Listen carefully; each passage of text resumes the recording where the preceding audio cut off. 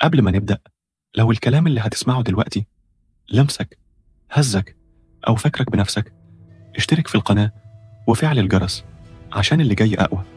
والرحلة لسه في أولها. في لحظات معينة في حياتك بتقف فيها قدام نفسك كأنك غريب. بصراحة بتبقى مش فاهم انت مين، انت ازاي وصلت هنا، ازاي اتسحلت كده، فينك من نفسك، فين وعودك، فين شغفك. وأسوأ سؤال ممكن تسمعه من جواك: هو أنا استاهل اللي بيحصل فيا؟ كل اللي حواليك بيتحرك، الدنيا شغالة، وانت واقف ساقط، غرقان في ألمك، في خيبتك، في دموعك اللي نشفت على خدك. بس خليني أقول لك حاجة قبل ما نكمل: اللي انت فيه ده مش نهاية، ده بوابة. المعاناة مش حفرة، المعاناة سلم، بس رجليه مكسرين، والمفروض تكمل تطلع. وانت بتنزف، بتنزف، بس بتكمل، لأن المعاناة مش بتختار الناس، هي بتيجي لكل البشر.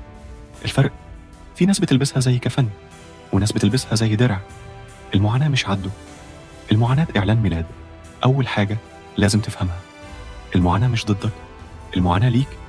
عارف الجملة دي صعبة، بتوجع، عارف إنك حاليا بتقول إزاي تبقى لصالحي وأنا بتكسر.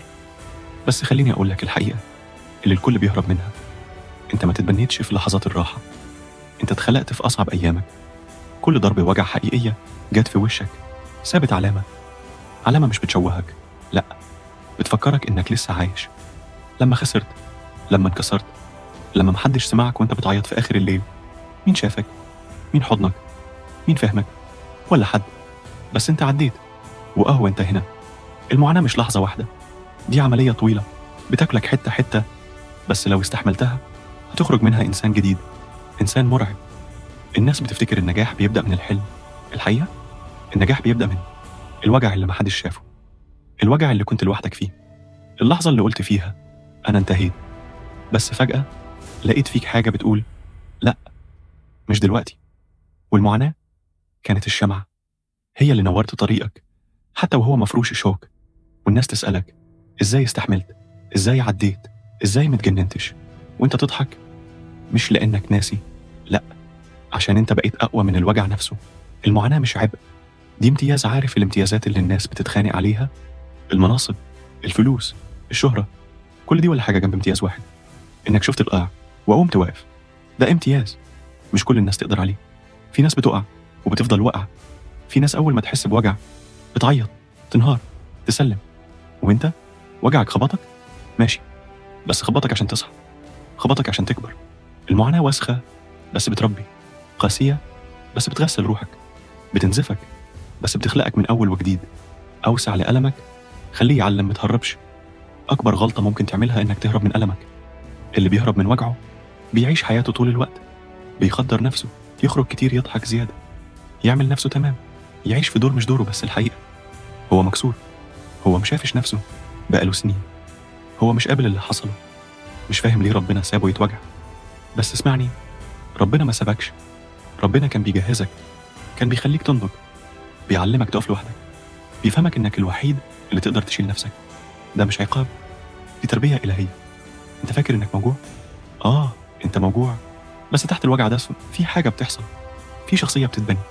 كل لحظة وجع بتقولك قوم، حتى لو على ركبك، قوم، حتى لو بتجرى رجلك، قوم، حتى لو كل حاجة فيك بتصرخ كفاية، قوم، لأنك لسه ما وصلتش، قوم، لأنك لازم تعدي، قوم، لأن اللي جاي أكبر من اللي راح، بس مش هيجيلك وانت قاعد في دور الضحية. اوعى تعتقد انك لما تتألم تبقى مسكين، انت مش مسكين، انت متربي على نار، وكل يوم يمر بيقويك، بيعلمك تطفي الحريق اللي جواك وتمشي وسط الدخان كأنك ما تأذيتش. المعاناة بتصنع أبطال، مش قصص حزينة. بص على التاريخ، كل اللي صنعوا فرق كانوا ناس مش عادية، مش عشان عندهم مواهب خارقة، بس عشان عدوا على معاناة محدش قدر يكمل فيها. مشكلتنا النهاردة إننا بنخاف من الألم، عايزين حياة مريحة، ناعمة، خالية من الخيبات. بس للأسف الراحة ما بتعملش رجال، الراحة ما بتولدش نساء قويات. الراحة بتخليك ناعم، بس الوجع بيخليك حاد، حاد في إدراكك، في رؤيتك، في تحكمك في نفسك. بتشوف الحياة بشكل أصدق، أوضح، أقوى. أوعى تخجل من معاناتك، افخر بيها. عارف الندبة اللي في روحك دي مش نقطة ضعف، دي وسام شرف. كل وجع عدى عليك، كل خذلان، كل ليلة نمت فيها مكسور، كلهم دلوقتي بقوا وقود. وقود لرحلتك، وقود لطموحك، وقود لصرختك اللي هتطلع وتقول: أنا موجوع بس ناجي، أنا اتكويت بس صامد، أنا اتكسرت بس باني نفسي من جديد. المعاناة مش نهاية، المعاناة بداية لإنسان مش زي الباقي، إنسان فاهم الحياة، فاهم الألم، فاهم نفسه، مش مهووس بالصورة الحلوة ولا بالتصفيق، مهووس بالقيمة، عايز يعيش حياة حقيقية فيها معنى، حتى لو كان الثمن هو المعاناة. لو مشيت وسط الناس هتلاقيهم بيضحكوا كتير، بس من جواهم فاضيين. ليه؟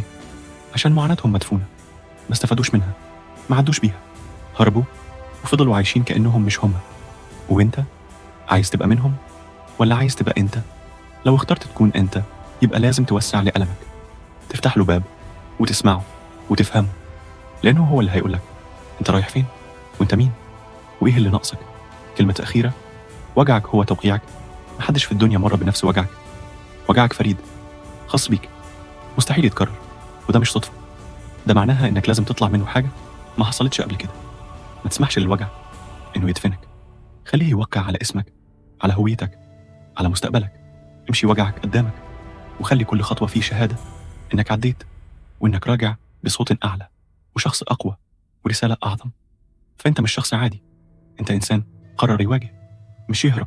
اشترك في القناة وسيب تعليق عن اكتر حاجة عديت بيها، لان قصتك مش لازم تفضل ساكتة.